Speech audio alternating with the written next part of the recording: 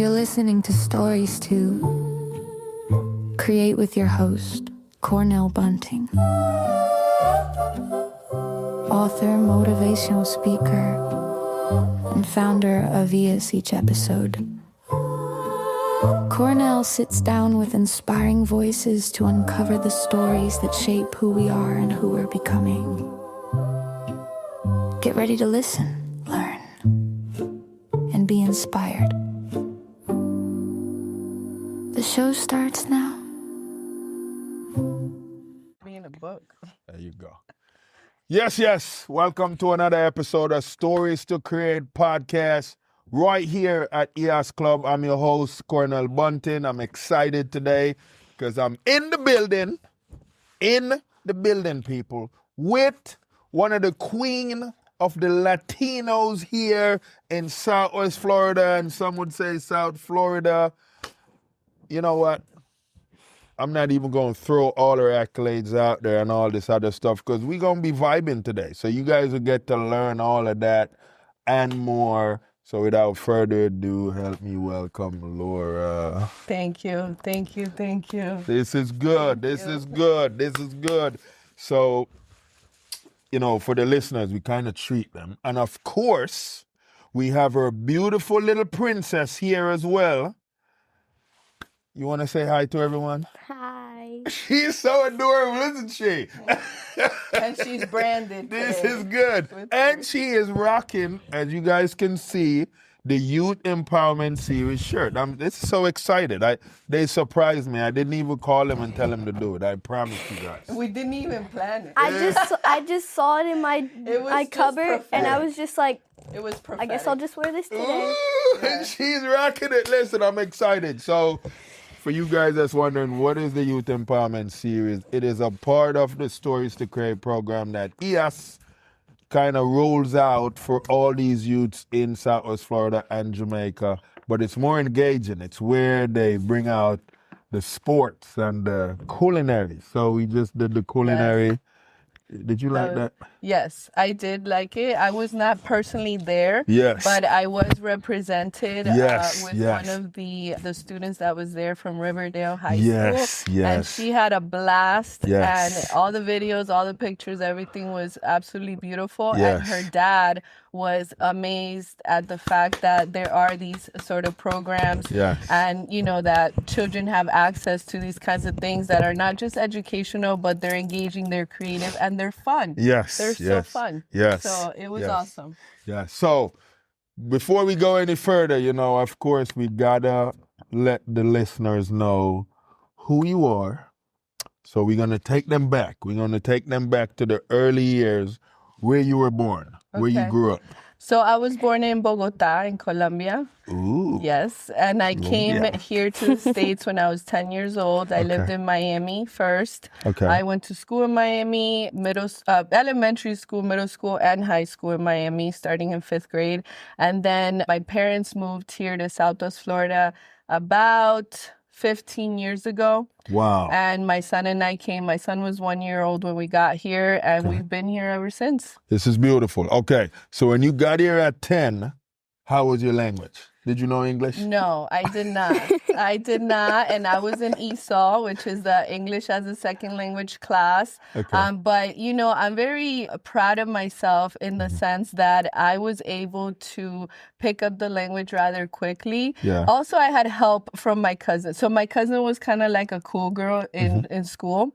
And she was like, Laura, ESOL is not where you want to be. Right. Like, you don't want to be in an ESOL class. It's not cool, right? So she was like, you got to learn quickly because you got to get out of there. So ESOL was for the slower kids? Not the slower kids, but the Spanish kids that weren't cool. Oh, I see. So she was like, you can't be an ESOL and then be my cousin. You can't do that. So she was like, you got to get it together and you got to get out of ESOL. Oh. So I was in ESOL just for 5th grade. Okay. And a little bit of 6th grade. And then after that, I tested out and I never looked back. The English got good. Yes. So in Miami, because I know Miami's kind of fast-paced and stuff, but what was that like? Because I'm sure you had culture shock and a few of those other things. Well, I wouldn't say culture shock as much because there is a lot of like, the concentrated Hispanic community in Miami.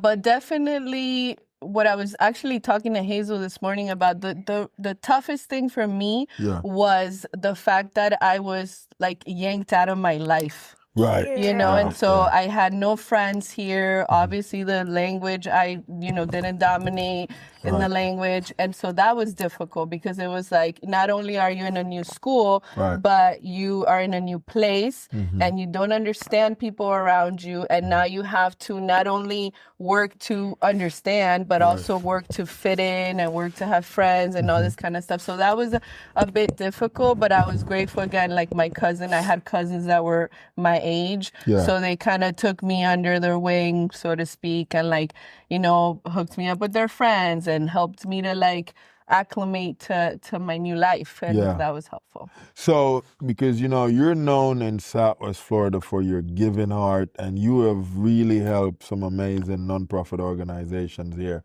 We're going to go into that a little bit down in the show. So I got you guys. Be patient. We got this. It's a beautiful thing. But what kind of child would you say you were in school? Like, once you got a handle on English and what that looked like, did you get into sports? I did not get into sports. I tried to try out for cheerleading, but I desperately failed.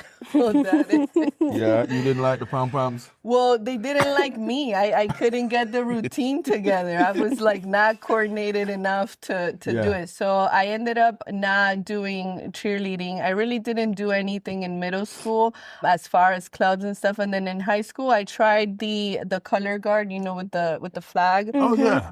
But my cousin was like, Laura, we don't do bands. We don't do bands. So then they came up with a club that was actually called Ebony. Okay. And it was like hip hop dance. Ooh. And so that was really cool. And so we used to do like shows before the pep rallies and stuff like that. So that I did in high school, and that was really cool. That is dope.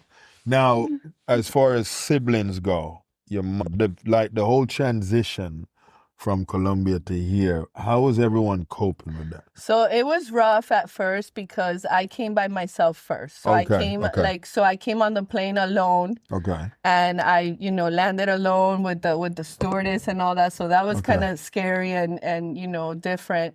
And then when I got here, it was just me at first. And so it was me at my grandparents' house with my aunts and everybody, kind of like a little village of people like taking care of me. Right. And then, but my parents were in here. Okay. Then my mom came, then my dad came. But it was difficult for them because, of course, my mom in Colombia, my mom is a psychologist. And thankfully now, glory to God, she was able to validate her title and get a master's degree from Hodges University. Like my mom's pretty bad. Yeah, my mom's a baddie.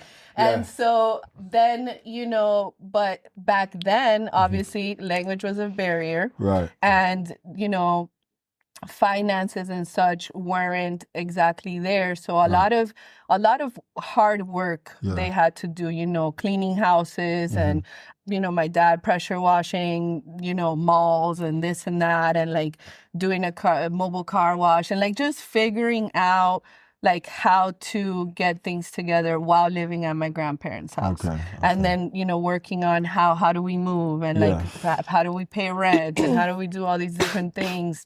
So it was very difficult, but, I look back at it now and I'm like, my parents, like, that's so courageous because they were like 30 something.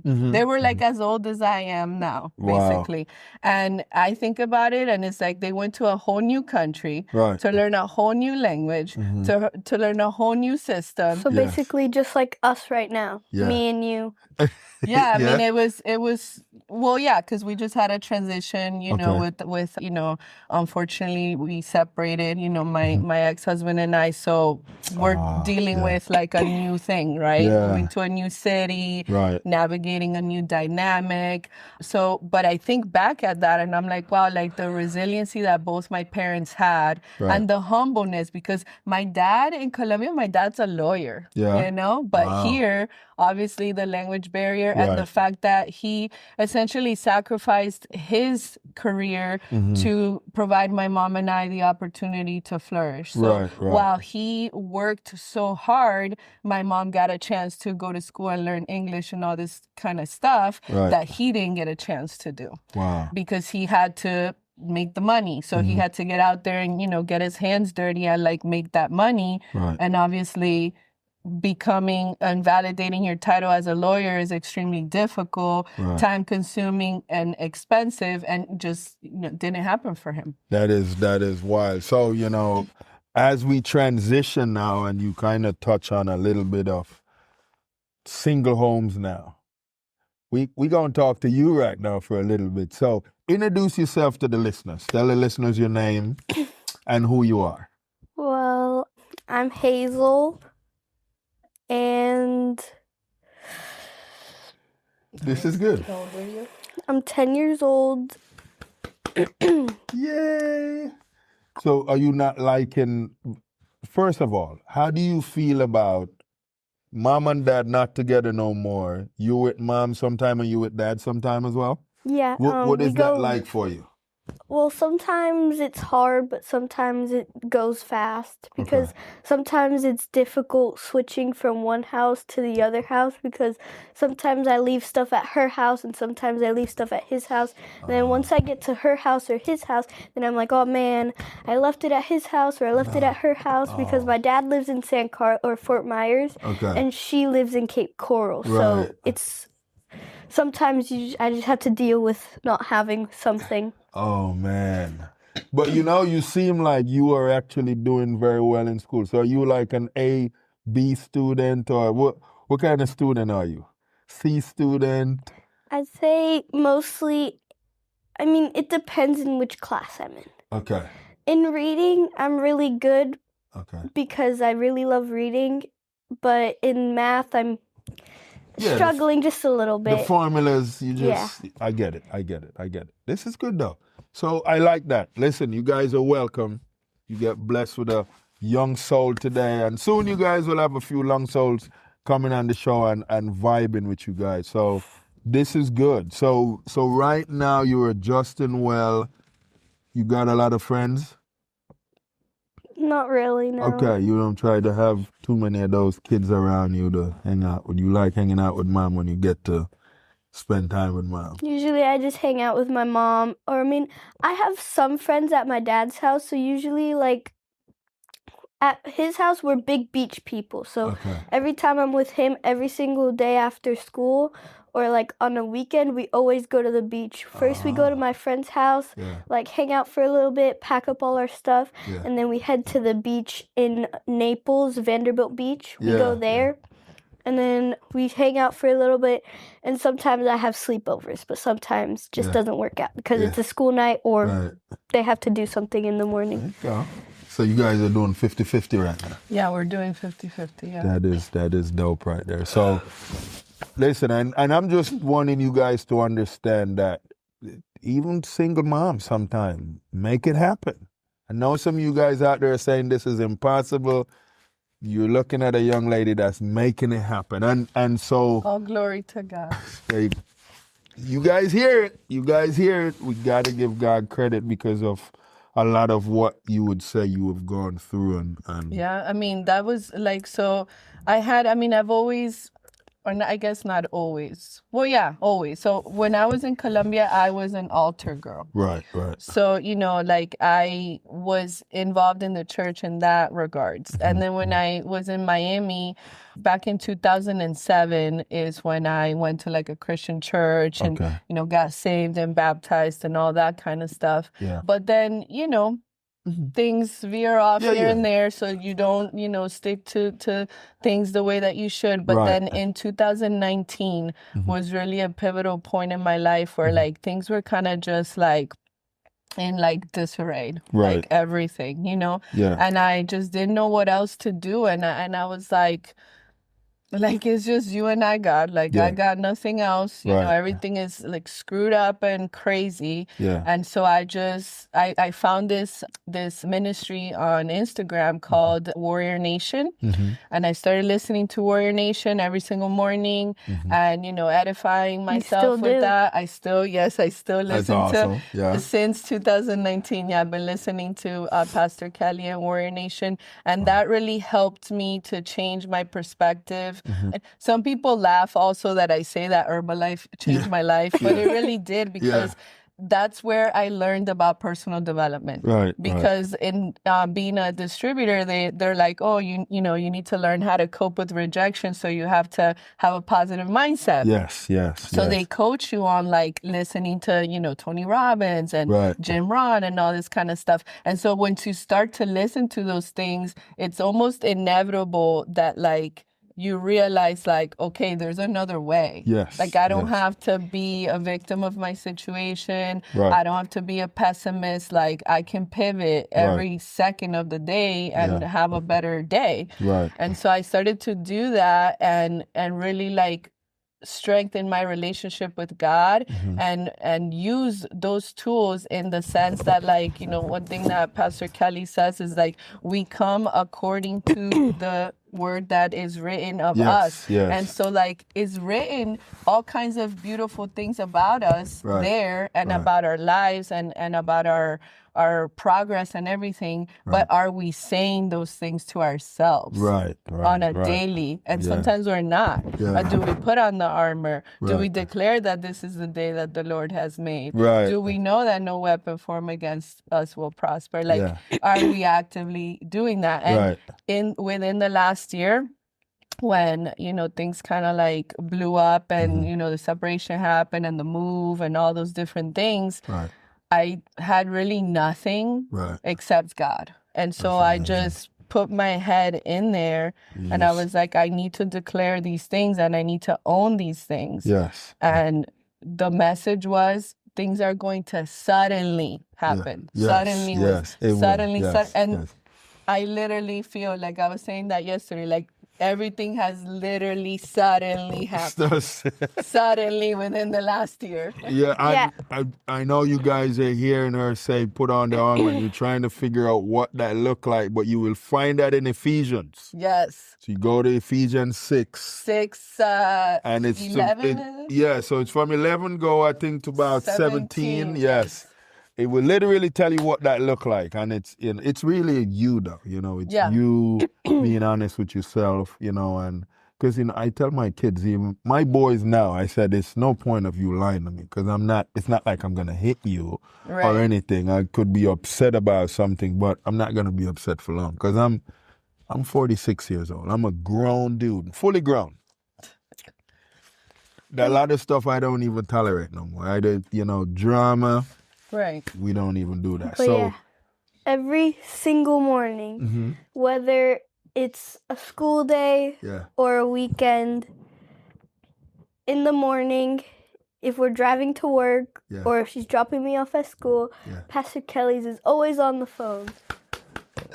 That is so dope. It is. So you get that nourishment in the morning. You need it. I mean, I literally I just could not. Sometimes people are like, I don't know what to do with this situation. I'm like, I know it sounds overly simple, but did you pray? Did you read? Did you declare something? Or are you signing up with whatever the bad situation is? Right.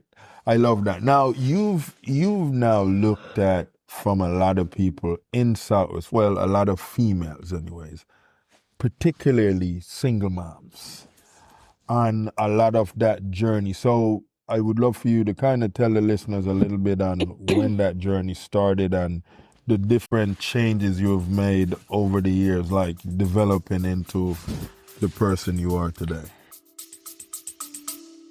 Stay with us. We'll be right back.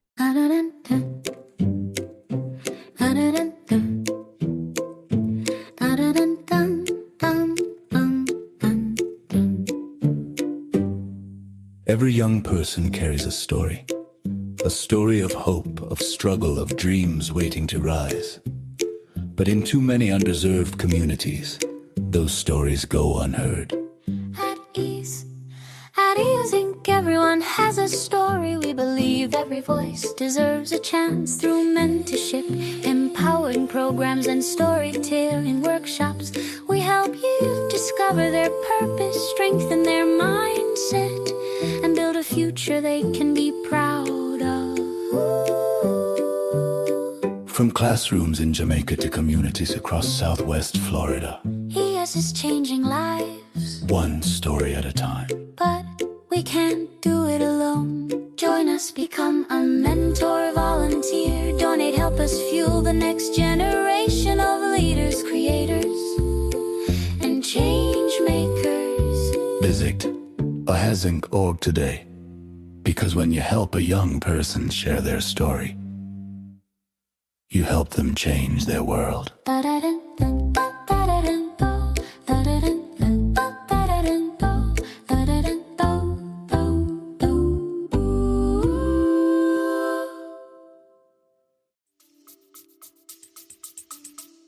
So unfortunately, I've been a single mom twice now. Twice, okay. That's Yeah. okay, yeah. So, but I used to feel the stigma of it a lot. I used to really feel I was signed up to that story of damaged goods, if you will, a mom with 2 kids, with 2 dads, that whole thing. Right. And I just felt like such a stigma with it. And then recently I had an opportunity to volunteer for an organization that was helping single moms. And then I realized, there was a power in that story. Right. And we know that because the Bible, many stories are like that of God turning something bad into a platform for something good, for change, and I truly feel like that's the space that I was given, the opportunity to show the resiliency, to show the journey, and to show, like you were saying, right? You might be sitting over there, right. Watching and thinking that, having stigma for yourself and feeling like maybe you can't do it, right? But then you have an opportunity to listen to someone like me, just like I've heard from other people. And I'm like, wait a minute, why not me, right? Right. Why not me? I can do that too. Right. I can, overcome situations. And one thing that in personal development that really stuck to me, that Jim Rohn says, is he says, if you don't like something, you can change it. Yeah. You're not a tree. You can move. You and can he move. said that, I was like, whoa. Oh, yeah. Right? Yeah. And but sometimes you need a little bit of inspiration. And Right. so I just Motivation. feel, motivation, inspiration. And I feel blessed to be able to have a platform that I'm able to pour into other women and help them. So that's why I get involved in the organizations that I'm with, because it helps women. That's beautiful. And then it directly helps their children. Yes. And then it's full circle. And even when I was doing, work, I guess, if you will, who clocked in work, Right. I was working in those fields as well. Right. Department of Children and Families, Early Learning Coalition, Right. School Board of Lee County. Yeah. So again, everything has always been about women and Right. about children and about how can we help them. Yeah. As you're saying that, I was thinking when I just saw this video yesterday, someone sent to me of J-Lo was talking about every guy that she was with, they never loved her. And it was, they give her everything, but the love wasn't there. And it was like trying to understand, how do individuals understand what that look like? First loving yourself and be happy with yourself. And I think that that's a lot of the missing part in a lot of different people. Yeah. So when the separation first happened, of course, you're trying to find answers and you're trying to figure out why did this happen, or how can we make sure this doesn't happen again. So I was listening to a podcast about relationships, and it was talking about how oftentimes people show up with their best, Right. but in doing so, they're really concealing who they are. Right, And they're just putting on this elevated facade of like, you know, for example, like one of the examples that they gave is like, you know, always call you or always text you, right? But then eventually that's not who you are. You're not the always calling, always texting person. So eventually you're going to revert back to who you actually are, and you're going to not text or call as much, which is then going to trigger the other person to feel insecure, like what just happened? There's a shift here. Something's wrong, right? So then now if you are an insecure person that maybe is lacking a little bit of self-love and worth, you're going to be like, I did something. Right. And then that's going to create problems. And then they were speaking about that, and I was like, wow, you know, like, that's so important, like you said, to love yourself and to know that, like, you don't need anyone around you to validate you. Right. That those people enhance you by being a part of your life and loving you and sharing time with you and respecting you and all these different things. But it starts with you. Yes. For yourself, so that you don't look for it in them. And then when they can't give it to you, then you're like, I don't have anything. Right. So recently you won an award in the Latin community. What was that acknowledgement? It was Latin Leaders Award.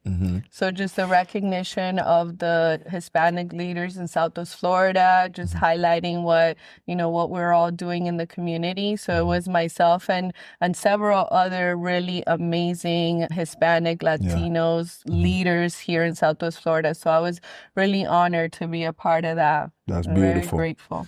So, you know, there's been a lot of talks when it comes to the different cultures that are here in America, and like, you know, individuals that come from different countries.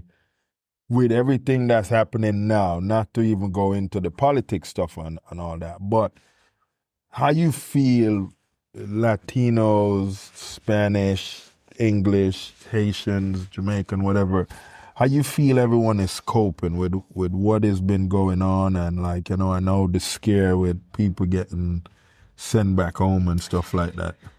I think it's been very difficult for everyone. And, you know, I'm kind of torn because social media is my job. Right. And so I do a lot of things in social media, and I feel torn between like continuing to like feed into social media, so to speak, for my job, but then knowing that same tool is being used like against us, with all this propaganda and all this you know, information and misinformation that's being like bombarded to all of us, you know. And I feel like a lot of things are like, in my opinion, like scare tactics and manipulation of information that is, you know, causing everyone to kind of like come against each other. And, you know, not to go into it too much, but my standpoint, I definitely feel that like there's a lot of distraction going on. Definitely. There's a lot of distraction. And unfortunately, a lot of people are, what's the best, not so negative way to say it, but a lot of them are just like lost in a way where they're like blinders on, like this is what I'm looking at, and I don't even like, there's nothing here and there's nothing there. You could say naive. Naive. Okay, that's a good one. Naive, and then just like in this little bubble of like, you don't even question anything. You don't even think. You just do, and you just and I think that was really hurting a lot of people. Like all these people on Facebook, and you have one source of information, and they just go with that. And it's like, did you ask questions? Did you research? Everything is face value, whatever's online. And I think that was really hurting a lot of this situation. Yeah, you know, it's crazy you say that, because we were just having a conversation last week about how people perceive whatever their environment is, whatever the information is that's fed to them, and they become a product of whatever that looks like. And let's say they're stubborn you can't turn those people. And so even if it's a bunch of false information, that's truth to them. Right. So that's the hard part. Now, just to move from there for a little bit, go back into the young world for a little bit with all the pressure that's going on right now with, the young people in the schools and all these things. How are you doing? How do you feel you're coping with everything that's going on right now? I feel fine. Yeah. This is good. You don't hear like kids are not talking about. I know that the most that the kids are talking about, unfortunately, is Diddy. Oh, okay. Yeah. So they're like, they don't even know probably what else is going on. Right. And again, And brain rot too. Oh yeah, and that's the other thing. They say stupid things like in the morning, like I don't know, maybe like 7 a.m. in the morning. They like just like once you walk into the classroom, the teacher's usually over in the other teacher's classroom getting ready for the lesson plan. Yeah. So then it's just us doing our own thing, doing our morning work.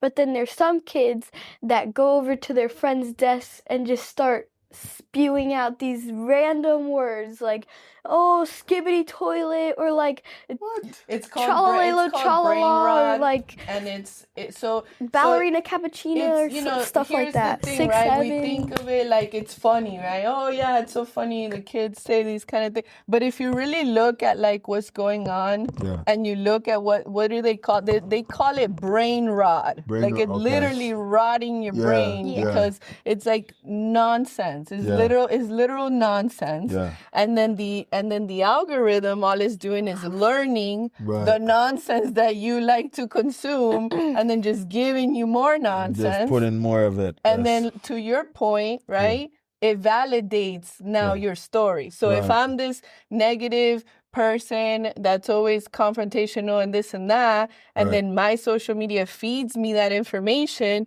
I'm empowered. I'm like, this is how it is. Yeah. Wow. Because everything in my life in social media is validating the fact that I'm right. This is how life is for me. Everything they say in the morning is literally means nothing. Yeah. Like these brain rot characters are literally made up things. Like there's a ballerina with a coffee head. Like, and then a shark with three feet and Nikes on. Like, and then so is it a meme or? It's a meme, but then there's also like a bunch of games about it and stuff like that. Like on a game called Roblox that all the kids play, there's a game called Steal a Brain Rot. That's where it all started. Oh wow. Okay. I don't know what that's going on over there. But yeah. And then like everyone says 6, 7 and stuff like that, but literally it means nothing. 6, 7's just 6, 7. So it's a bunch of stuff happening right now that's not really educating you guys. Right. But you try to focus as much on the schoolwork, and when you're with mom, you do a lot of stuff with mom and stuff like that. That's a beautiful So actually, we were excited to come here today because Hazel has been wanting to do interviews. Nice. So, because, I have like all the kind of lights and mics for the things that I do. Like microphones kind of like this, except they're not Bluetooth, but they're like... Yeah, they are Bluetooth. Oh, well, there's like a thing that plugs into your phone, and then you just clip it on. There's no like wire or anything. It just clips on. So she did an interview for me the other day, and it was really good. And I was like, do you like to do this kind of stuff? So she said yes. And I was like, well, maybe you should. Because, I know so many people, right? And that are willing to talk to her. We actually went to this place where... We went to CIA. Oh, yeah. We went there and where we met a bunch of people, and my mom met someone, and she was like, oh, yeah, she wants to do interviewing and stuff like that. Nice. Like, right? And then he gave me his... Yeah. That's beautiful. That's so, I love that. We're going to steal your thunder. I love that. So, one of the things, so we're a part of the organization, we have a thing called EOS Club. So it's a kids club that's rolling out next year. And cool. We have some kids. I know Dr. Drew's oldest daughter is going to be leading that. So you never know. Maybe we'll be reaching out to see, have you on the show. It's going to be a kids show. Oh, okay. That's great. But it's around the stories that are created, and then, of course, the soft skill learning that we provide to help these youths identify their purpose and their true power. So that's awesome. This is a beautiful thing. I'm liking where you're heading. This is good, and you stay focused. No boyfriends anytime soon. Like for a long time. Like another 12 or so years. That's why I don't have no daughters. Right. They say, Cornell, you would never let your daughter get a boyfriend, right? I don't know. I feel like a guy come up to me and say, I want to go take your daughter out. I'm probably going to punch him in the face immediately. My dad says that if anyone tries to ask you out, I'll break their kneecaps. He does say that. And then I told him that I liked the kid, but that was like last year, and he said, "Oh, I'm not," and I'm like, "But you're probably gonna break his kneecaps," and he's like, "No, I'm gonna break his dad's kneecaps." And I'm like, "Oh my god!" Oh wow! Okay. That's wild. So right now, with everything that you have going on, what can people look forward to in 26? So recently I joined the team with Southwest Florida Women in Construction as the Community Development Director. Nice. So definitely you can expect to see lots of lady networking events around the construction industry. The group has gained an overwhelming amount of support in just 9 weeks. I have to definitely shout out the founder, Alejandra Lopez. Alejandra! You are awesome. Yes. And in just 9 weeks, she was able to attract 420 plus women that are joining this Facebook group. Wow. We've had, 3 or 4 different events already, all super well attended. The support is there. The educational component is there. Yeah. We really, the group that is together with our mentor, who is Marilyn Santiago. Marilyn! Should we say more? Yes. Okay, so we have such an incredible group of women with beautiful hearts that love helping people, and now they've come together to help a large group of women. And so it's been beautiful. Came together to help more people. Yes. So that's what you can expect in 26, more events for us to connect women in the construction industry. And that looks like designers, real estate agents, insurance people, architects, GCs. I mean, really anyone that is directly or indirectly related to the construction industry is welcome. Everything we're doing is free. One of the main things we're doing is, we call it a spotlight. Okay. So we will highlight a business and or a person, share their story on the group for everyone to take a look, highlight their socials, everything like that, to give them awareness and exposure. We also will go to businesses to do interviews that we will also showcase in the group, as well as YouTube. Nice. We have a little podcast going on, Our Hats and Heels. Yep. Our Hats So and Heels. that's super fun, Nice. featuring, again, information there for the construction industry. And then the education component. That's amazing. So we just had Michelle Crone, an award-winning attorney, who gave us information on how to navigate construction contracts. So she really broke it down, what language you want to have in your contract, what shouldn't you have in your contract, what questions should you ask insurance agents and GCs and subcontractors, and so much valuable information. And so that's what you can expect in 26. Valuable, tangible knowledge and resources that you can take to the workforce. That's amazing. Hopefully, no more brain rot. We won't give it any energy, so it's a beautiful thing. The listeners here, they love Marilyn. They love Marilyn. So, because she's been a guest on the show a few times. So this is amazing, and I like, the direction where you guys are heading, and the organizations that will get to benefit from this movement that you guys got going on. And you have such this energy when it comes to being 100. You keep it 100 with the people. Yes. And have you ever been told, like, why you telling us all this stuff? Why are you so vulnerable? Like, you ever help them understand how that helps you? Well, I don't know that anyone has ever like said it quite like that, but I think that it has definitely shaped me in a lot of ways, and also hurt me in a lot of ways. Right.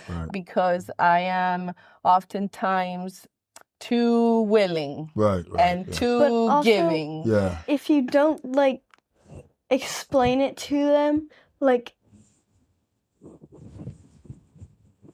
they need explanation. No, it's good. So they'd be like lost, kind of. So they wouldn't know what to do. It's definitely something that I'm working on, boundary wise and everything like that, and really understanding that yes, I do have a big heart. Glory to God. I feel a lot for people. And so if there's something, so when I got that award with the Women of Distinction, took my horn real quick, but when I got that award with Women of Distinction, they asked me, what are your words to live by? Right.